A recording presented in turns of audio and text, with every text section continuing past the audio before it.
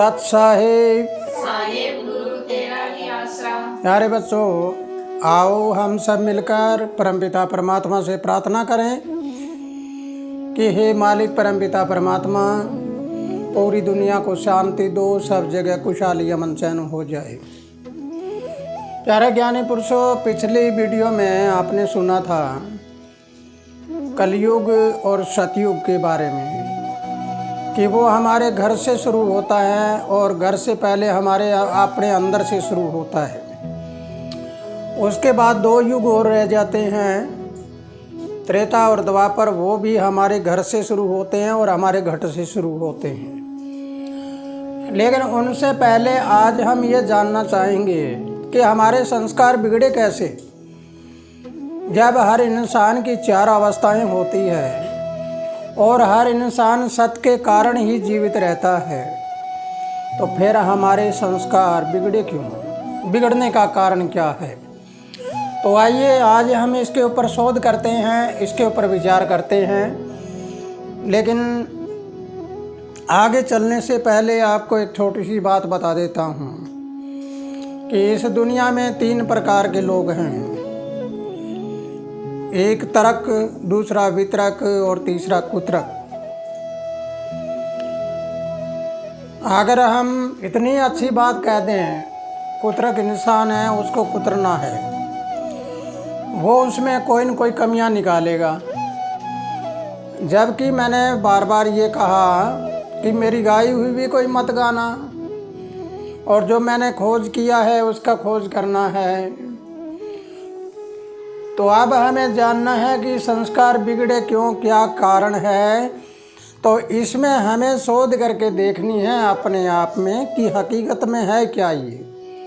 तो सबसे पहला कारण है कि इंसान ने कल्पना को हकीकत में मान लिया। कोई कल्पना है, उसको हकीकत ही मानकर उसके ऊपर चल पड़ा। इसलिए हमारे ये संस्कार है, ये बिगड़ते गए और एक नया कारण बनता गया।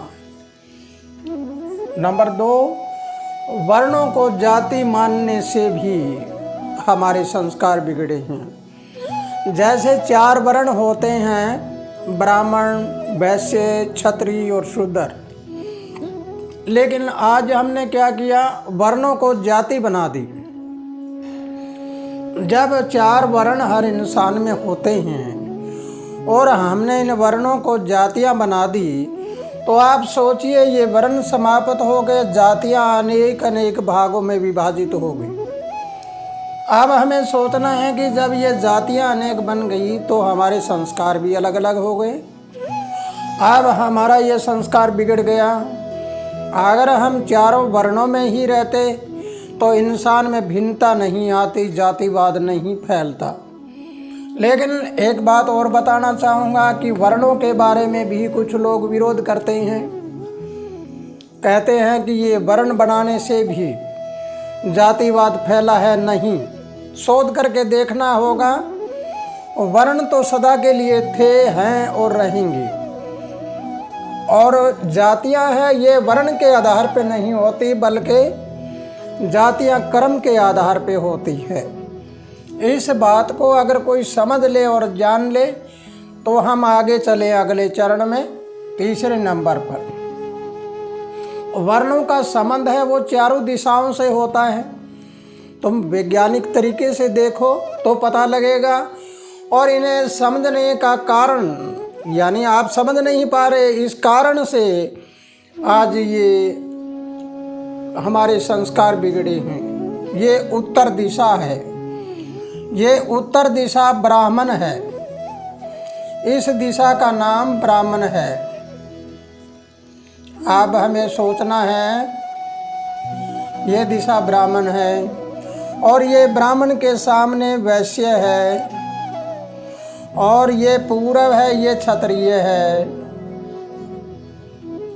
और इसके पूर्व क्षत्रिय के सामने है ये शूद्र दिशा है। अब तुम इसको क्या मानोगे? ये उत्तर दिशा है, ये ब्राह्मण की है, ये जलीय दिशा है, जल होता है इसमें। ये ब्राह्मण है, ये इन तीनों को ज्ञान देता है।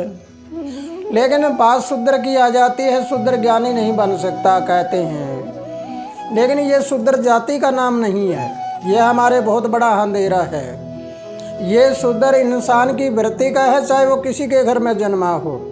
लेकिन ये वर्ण है, जाति नहीं।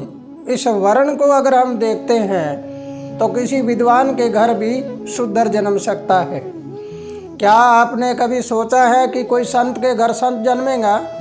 जैसे हमारी ये प्रथम गद्दी है, क्या हमारी इस मर्तलोक की संतान यानी मेरे बेटे पोते, क्या वो मेरे जैसे ही बन जाएंगे, कोई संत बनेंगे? असंभव है ये बातें। इसलिए हमें सोचना है कि ब्राह्मण के घर ब्राह्मण नहीं, क्षत्रिय के घर क्षत्रिय भी नहीं, लेकिन शूद्र के घर शूद्र नहीं, वैश्य के घर वैश्य नहीं। अगर हो भी सकता है लेकिन नहीं, कोई ज़रूरी नहीं।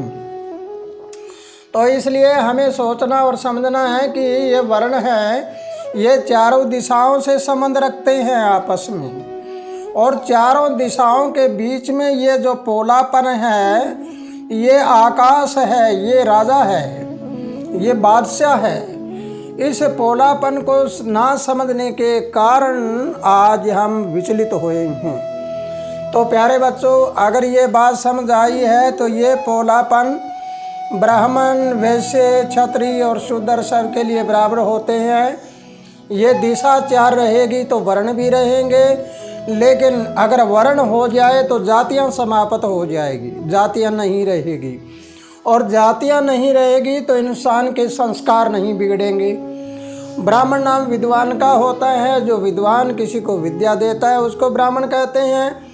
क्षत्रिय नाम होता है राजपाट करने का, लेकिन इस राजा को शिक्षा भी ब्राह्मण देता है। लेकिन फिर वैश्य है, इसका नाम है व्यापार करना, कोई चीज़ पैदा करना, पैदा करके इनको सबका पालन पोषण करना, इसकी शिक्षा भी ब्राह्मण देता है। और शूद्र जो है, इस शूद्र को शिक्षा भी ब्राह्मण देता है। लेकिन आज कहते हैं कि शूद्र को शिक्षा नहीं देते। नहीं, ये कोई जाति है नहीं। शूद्र को शिक्षा होती है, वो शूद्र के लायक होती है। वैश्य को है, वैश्य के काम की होती है। क्षत्रिय को होती है, वो राजधर्म सिखाया जाता है। और ब्राह्मण स्वयं ही परमात्मा के घर से विद्वान होता है।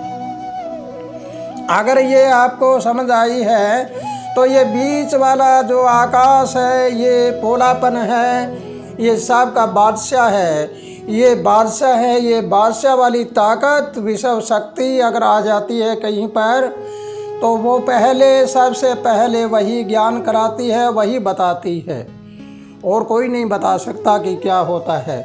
तो इसलिए प्यारे बच्चों, आज की क्लास में इतना ही, और अगली क्लास में आपको बताया जाएगा कि बिगड़े हुए संस्कारों को संभाला कैसे जाए और इसको सही कैसे किया जाए। तो इसी के साथ खुशहाल रहो, आनंद करते रहो। प्रभु तुम सबको लंबी उम्र दे और सदा सुख शांति अमन चैन से जीवन बीते। सत साहिब।